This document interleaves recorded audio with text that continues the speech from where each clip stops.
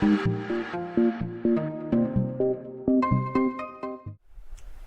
guys, this is Samir from HST class 678 and welcome to all of the session. चलो तो बच्चों आज का सेशन स्टार्ट करते हैं फिर.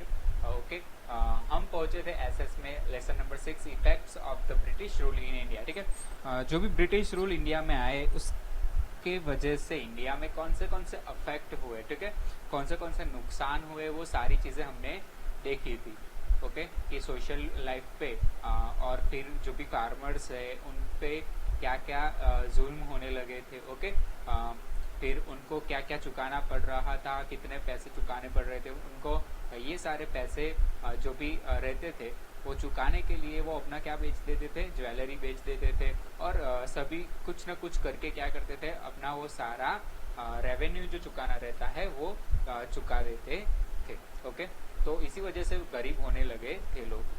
अब देखते हैं कि destruction of Indian trade and industries.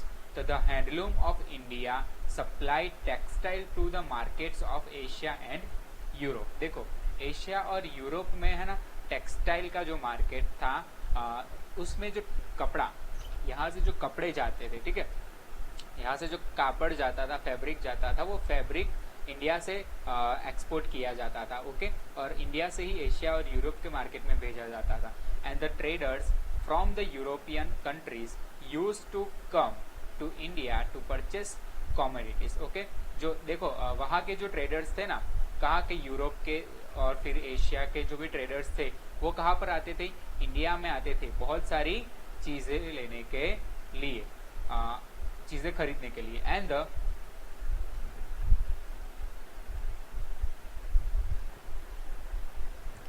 the Indian made jute, silk, woolen and cotton textile were in high demand in the European markets, and the soft and delicate muslin of Dhaka was world famous. देखो यहाँ पर क्या है कि जो Indian made jute है, फिर silk है, वुल है, कॉटन है, ये सारे टेक्सटाइल हमारे इंडिया में मिलते थे उस टाइम. ठीक है, हमारे इंडिया में ही प्रोड्यूस होते थे. वेर इन हाई डिमांड, वो उसकी डिमांड क्या होती गई, बढ़ती गई in the European market. European market में इन सारी चीज़ों की डिमांड बढ़ती गई. And the soft and delicate muslin of Dhaka was world famous. ठीक है, मलमल मसलिन मतलब कि मलमल, ढाका का मलमल वहाँ बहुत ही फेमस है और वर्ल्ड फेमस है. तो उसकी भी डिमांड वहाँ पे बढ़ने लगी. And apart from textile commodities such as salt, फिर सॉल्ट पेट्रे, शुगर एटसेट्रा, ये सारी चीज़ें भी यहाँ से इंडिया से एक्सपोर्ट की जाती थी.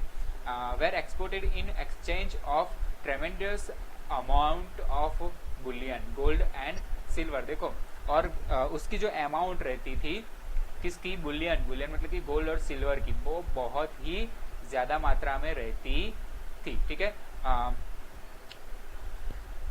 जो भी एक्सचेंज ऑफ ट्रेमेंडस है ना, मतलब कि ये जो सारी चीज़ें लेन देन की जो भी अमाउंट रहती थी, वो अमाउंट कैसी रहती थी, बहुत ही हाई रहती थी, गोल्ड एंड सिल्वर की जैसे रहती थी.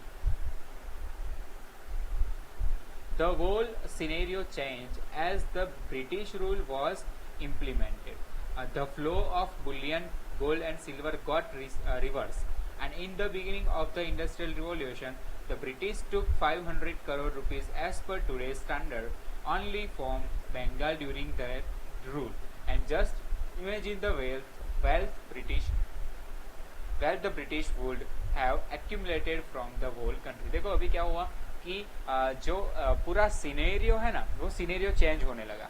कि पहले इंडिया में से इतनी सारी चीज़ें जाती थी, फिर सोना और चांदी भी यहाँ से बहुत सारे अच्छे प्राइस में बिकता था. बट जैसे ही ब्रिटिश रूल आया वैसे ये सारी चीज़ें उल्टी हो गई. कि देखो, the flow of bullion, gold और सिल्वर का जो भाव था, अमाउंट था, वो रिवर्स होने लगा. ठीक है, कम होने लगा. फिर बाहर के लोग यहाँ से सब कुछ सस्ते सस्ते दाम में लेके गए. बट अगर हमें बाहर की चीज़ें कुछ यूरोप से कुछ चाहिए होता है तो हमारे पे क्या लगने लगता था, टैक्स लगने लगता था उस टाइम.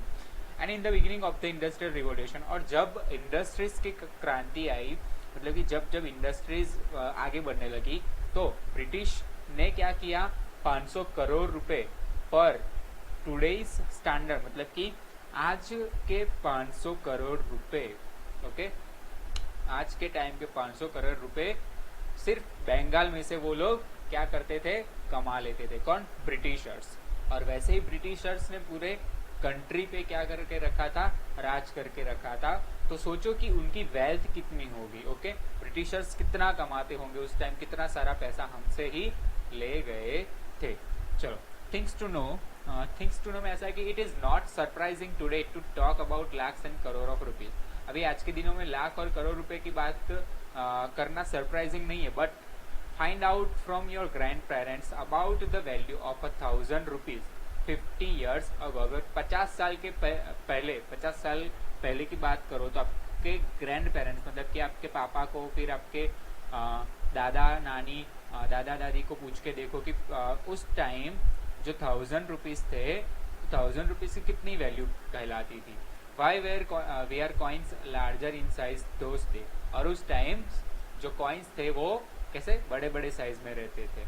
और with the help of the raw material product produced in India and the money collected from India, the business and industries in England prospered। देखो अभी क्या होता था कि कोई भी चीज बनानी रहती है ना, आपको सोचो कि आपको फैब्रिक बनाना है, कॉटन बनाना है, ठीक है, कॉटन का कपड़ा बनाना है। तो कॉटन का कपड़ा बनाने के लिए कॉटन तो चाहिए ना। ओके, तो वो कॉटन कहाँ पे लगता था? इंडिया के खेतों में लगता था। तो इंडिया के खेतों में से प्रोड्यूस होके फिर बाहर जाता था। ओके, एंड वो बिजनेस क्या होने लगा था, बिजनेस इंडस्ट्रीज बढ़ने लगी थी। और वो जो बिजनेस इंडस्ट्रीज थी वो इंग्लैंड में जाने लगी। कि इंग्लैंड में जो भी टेक्सटाइल कंपनीज थी ना, उन्होंने क्या किया कि जो सारा कॉटन था, फिर जो भी रॉ मटेरियल चाहिए ना, जो कच्चा मटेरियल बोलते हैं जिसमें से आप कोई ना कोई प्रोडक्ट बना सकते हो, वैसा कच्चा मटेरियल कहाँ से वो लोग लेते थे? इंडिया में से लेते थे। Okay, and their mills started progressing. और उनकी जो मिल्स थी, ओके, ऐसा सब कुछ बनाने की जो एक जगह रहती है, रॉ मटेरियल में से कुछ ना कुछ बनाने की जो भी जगह रहती है उसको मिल बोला जाता है। And the cloth manufacture in England was imported in India without leaving and duty on it whereas. There was taxes up to 80% on the cloth manufacture in India. देखो, अगर इंग्लैंड के लोग इंडिया से क्या लेते हैं? कपड़ा लेते हैं, टेक्सटाइल लेते हैं, ठीक है, तो उनको है ना कोई भी कॉस्ट नहीं लगता था, विदाउट लिविंग, कि उनको कोई भी एक्स्ट्रा पैसे नहीं देने पड़ते थे। बट जैसे ही हम इंडियंस इंडिया में अगर वो चीज़ मैन्युफैक्चर करने जाते थे, क्लोथ का मैन्युफैक्चर करने जाते थे, तो हमें कितना टैक्स लगता था? पूरा 80% टैक्स लग जाता था। And as a result textile made in India become costlier in the Indian market itself. और इंडिया के जो मार्केट था उसमें टेक्सटाइल कंपनी खुद क्या पड़ने लगी? महंगी पड़ने लगी, क्योंकि 80% टैक्स लगने लगा था और यूरोप में कोई टैक्स नहीं था। एंड द इंडियन, और यूरोप में कपड़ा कहाँ से जाता था? हमारे इंडिया में से ही कॉटन जाता था। ठीक है, ये जो कॉटन देख रहे हो आप, ये कॉटन कहाँ से जाता था? हमारे इंडिया में से ही जाता था टेक्सटाइल कंपनीज में। कौन सी? यूरोपियन टेक्सटाइल कंपनीज में। ओके, चलो। The Indian handicraft and cottage industries could not withstand the competition and they could not sustain themselves। देखो, अभी जो भी कॉटेज थी, इंडस्ट्रीज थी, ठीक है, कौन सी कॉटेज इंडस्ट्रीज? जो हैंडीक्राफ्ट, मतलब कि अभी आपने गृह उद्योग के बारे में सुना होगा कि घर में ही लोग क्या बनाते हैं? कुछ चीजें बनाते हैं और फिर बेचते हैं। ओके, तो वो सारी चीजें, और फिर इंडस्ट्रीज की बातें की गई है वहाँ पे। तो वहाँ पे कोई कंपटीशन रही नहीं थी, ठीक है, क्योंकि उनको कमाने का कोई भी मौका मिल नहीं रहा था, उनको पैसा कमाने का सहज भी मौका नहीं मिल रहा था। And many skill-based industries of our country like textile industries, glass, paper, minerals, shipbuilding, etc. got ruined due to the policies of the British। और ब्रिटिश की पॉलिसी जैसे ही आई वैसे ही हमारी जो स्किल बेस्ड इंडस्ट्रीज थी ना, जैसे कि ग्लास बनाने की इंडस्ट्री, पेपर बनाने की, मिनरल बनाने की, शिप बिल्डिंग करने की जो भी इंडस्ट्रीज थी, वो सारी इंडस्ट्रीज क्या होने लगी? बंद होने लगी। ठीक है, क्यों? क्योंकि ब्रिटिश की जो पॉलिसी आई थी उसकी वजह से, क्योंकि बहुत सारे पैसे क्या देने पड़ते थे? ब्रिटिशर्स को देने पड़ते थे, और प्लस टैक्स भी हमें देना पड़ता था। हमारे यहाँ से कोई भी चीज़ बन के जाए तो वो चीज़ क्या होने लगती थी? पैसे लगने लगते थे।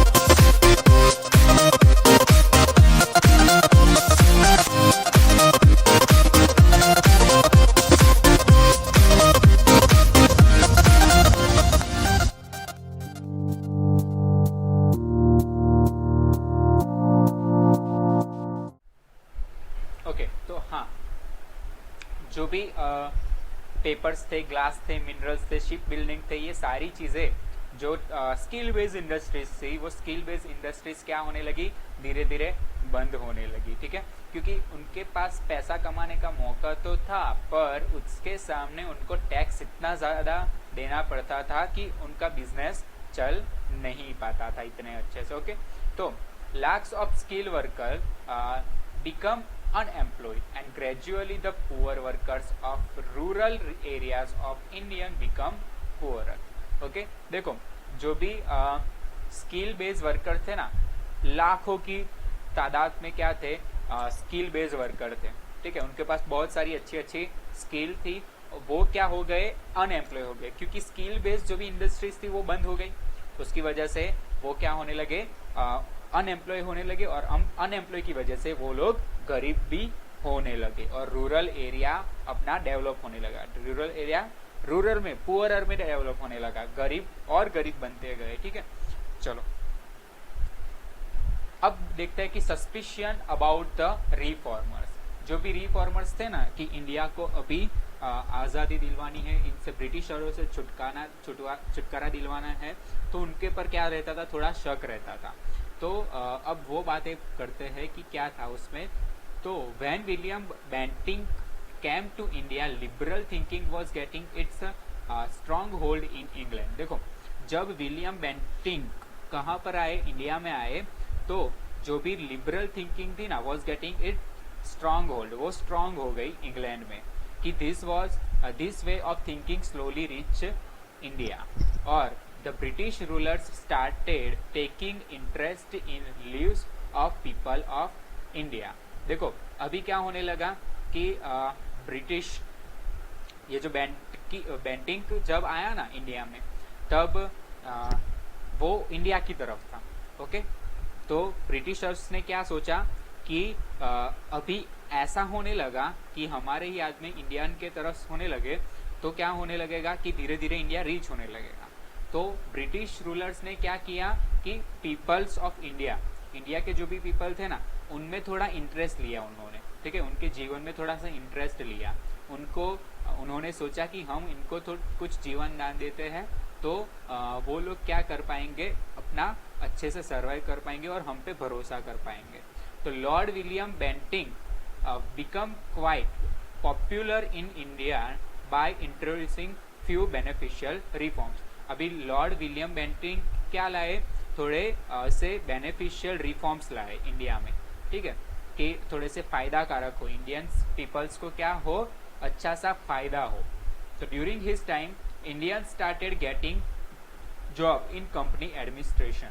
देखो अभी उन्होंने पहला रूल क्या लाया कि जब बेंटिंक आया ना इंडिया में तब उन्होंने बोला कि इंडियंस जो भी है वो इंडस्ट्रीज में क्या कर सकते हैं, जॉब कर सकते हैं, ताकि कोई अनएम्प्लॉय ना रहे, सबको एम्प्लॉयमेंट मिलता रहे। और Indians were allowed to use their mother tongue in the court of law. और फिर पहले तो क्या था कि कोर्ट में अगर आपको जाना हो ना तो अगर आप पे केस चल रहा है या फिर आपने किसी पे केस किया तो आपको इंग्लिश में बोलना पड़ता था। बट अभी इन्होंने क्या बोल दिया कि इंडियन लॉ में, सॉरी, आप कोर्ट में क्या बोल सकते हो, अदालत में अपनी मदर टंग बोल सकते हो। आपकी मदर टंग गुजराती है तो आप गुजराती बोल सकते हो, हिंदी है तो हिंदी बोल सकते हो। ओके, आपकी जो भी मदर टंग हो उस मदर टंग में आप बात कर सकते हो। और Raja Ram Mohan Roy and other social reformers were constantly making efforts to stop the evil practice of sati. मतलब कि राजा राम मोहन राय जैसे सोशल रिफॉर्मर्स ने क्या किया था, कॉन्स्टेंटली जो भी एफर्ट्स देना था वो एफर्ट्स दिया, किसे, कि जो भी सती प्रथा थी उस सती प्रथा को रोकने में। सती प्रथा होता क्या है कि अगर हस्बैंड वाइफ है तो अगर हस्बैंड मर जाता है ना तो हस्बैंड की चिता पर वाइफ को जिंदा बैठ जाना पड़ता है और उसको भी क्या होना पड़ता है, मर जाना पड़ता है उसके साथ जल के। And Bentinck agreed to this efforts and pass a law in 1829 to ban the practice of sati. और 1829 में ये जो सती प्रथा थी, ठीक है, प्रैक्टिस ऑफ सती थी कि वाइफ को बैठ जाना पड़ता था चिता पे, किसकी, हस्बैंड की चिता पे, और उसको भी साथ साथ में जल के मर जाना पड़ता था। तो वो चीज बैन कर दी, किसने, बेंटिंक ने। कब, 1829 में। And during the time of William Bentinck the English rulers tried to eradicate the social evils as per the will of the social reformers and the orthodox class witnessed these reforms with suspicion। देखो अब जब William Bentinck आए थे तो उस time पे जो English ruler थे उन्होंने क्या ट्राई किया कि eradicate the social evil as per the will of the social reformers. और सोशल रिफॉर्मर्स के जो भी सोशल रिफॉर्मर्स थे जैसे कि राजा राम मोहन रॉय थे, उनकी जो विल थी, ठीक है, उनके विल के हिसाब से किसको चलना पड़ा, इंग्लिश रूलर्स को चलना पड़ा। और द ऑर्थोडॉक्स क्लास विटनेस, और उनके विटनेस कौन बने, ऑर्थोडॉक्स क्लास के लोग बने थे, ठीक है, with suspicion. And the company had passed a resolution to spend 1 lakh rupees every year on education but it was not implemented. देखो अभी कंपनी ने क्या डिसाइड किया कि हम लोग एवरी ईयर 1 लाख रुपीज क्या करेंगे, स्पेंड करेंगे इंडियंस पीपल के एजुकेशन के लिए। And finally an education committees was formed during the time of Bentinck in the year 1834. Lord Macaulay thought of introducing English education in India। अभी क्या हुआ कि एक एजुकेशन कमिटी बनी 1834 में, और 1834 में लॉर्ड मैकॉली नाम के जो इंग्लैंड के लोग थे, ठीक है, लॉर्ड मैकॉली नाम का जो आदमी था इंग्लैंड का, उसने क्या किया कि इंग्लिश जो सब्जेक्ट था वो इंग्लिश सब्जेक्ट इंडिया में लेकर आए और इंडियन पीपल्स को क्या किया, पढ़ाना शुरू किया। And however the educational method advocated by Macaulay could not benefit the youth. and Indians lost the advantage of acquiring the ancient knowledge and skill developed by their ancestors. देखो अभी Indians ने क्या किया कि ये मौका गवा दिया था. ओके, इंडियंस ने क्या किया था कि ये मौका गवा दिया था. Indian loss the advantage.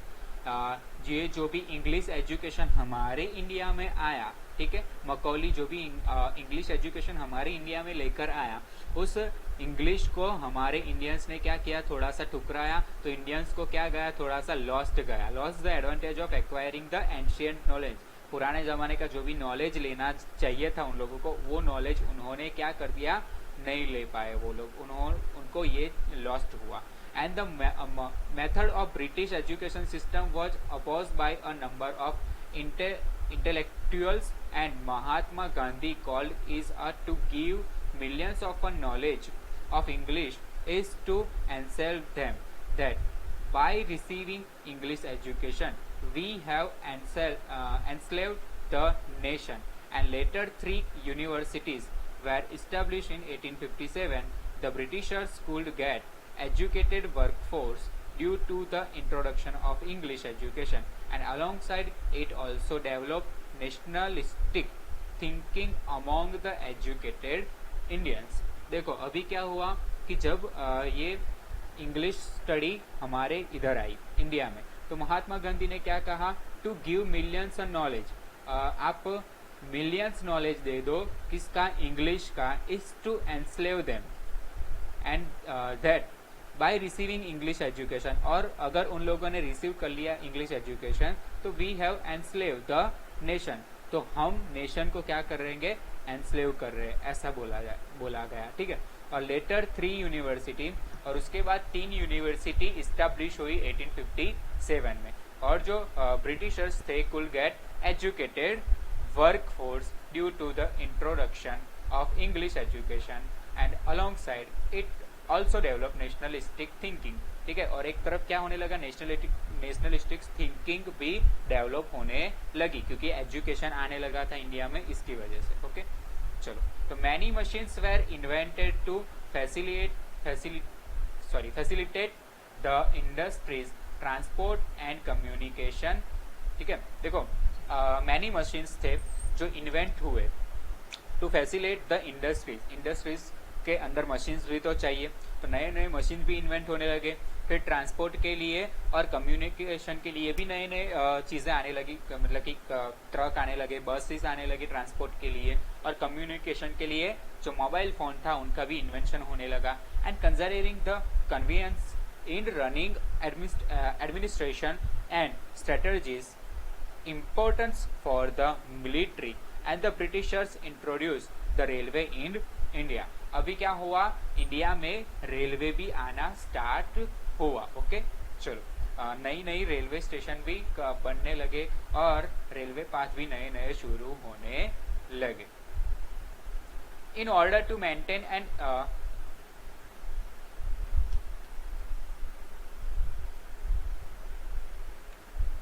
in order to maintain an effective control on the country and to exchange messages with the neighboring territories, and modern method of post and telegraph were introduced in India 1854. Printing press and circulation of newspaper grew alongside. देखो जो order था, किसका order, maintain and effective control on the country पे जो भी effective control डालना था. Okay, मतलब कि कंट्री को भी क्या करना था, इंडिया को भी खुश रखना था ब्रिटिशर्स को. तो ब्रिटिशर्स ने क्या किया कि जो भी नेबरिंग टेरिटरीज है उनके साथ मैसेज लेन देन की बात की. ठीक है. लेन देन मतलब कि मैसेज एक जगह से दूसरी जगह पहुंचाया गया. फिर मॉडर्न मेथड लाई गई, जैसे कि पोस्ट है, टेलीग्राफ है, वो सारी चीजें इंडिया में धीरे धीरे आने लगी. कब, 1854 सीई में. और फिर क्या शुरू हुआ, प्रिंटिंग प्रेस शुरू हुआ, मतलब कि न्यूज़पेपर का जो भी ग्रो था वो ग्रो होने लगा. ठीक है. अभी न्यूज़पेपर आने लगे इंडिया में 1854 के बाद. And this reforms were actually for the convenience of the British rule in India, but it turn out to be blessing in distinguished for the growth of nationalism in India. देखो अभी क्या होने लगा कि reformers जो भी थे वो एक्चुअली में कन्विंस करने लगे थे of the British rule in India, but जो भी ब्रिटिश रूल थे वो किस में टर्न हो गए, ब्लेसिंग में टर्न हो गए इंडियंस के लिए। एंड द क्लास, क्योंकि ये जो भी नए नए रूल आने लगे थे ना कि पढ़ना पड़ेगा, एजुकेशन लेना पड़ेगा, तो वो सारी चीजें अच्छी अच्छी थी किसके लिए, इंडियंस के लिए। वो सारे रूल्स जो थे ब्रिटिश के, वो ब्रिटिशर के रूल हमारे लिए ब्लेसिंग्स बनने लगे। And the class that acquire the English education spearheaded the social reforms and nationalism in India, since they were more familiar with the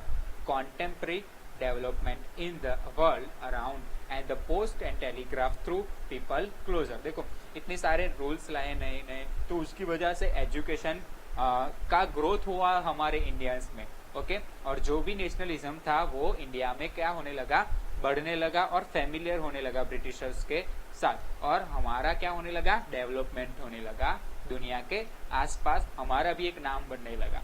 और जो भी पोस्ट एंड टेलीग्राफ थे वो पीपल ने क्या करने लगे, ब्रॉड करने लगे, उसका यूज करने लगे, ताकि पीपल्स जो है एक दूसरे के साथ कांटेक्ट में रहे, नजदीकी बनी रहे उनमें। ठीक है, तो ये सारी चीजें थी, इतनी सारी इफेक्ट हुई थी हमारे इंडियंस पे, ठीक है, ब्रिटिश रूल्स की। तो चलो फिर मिलते हैं कल। Okay, good bye.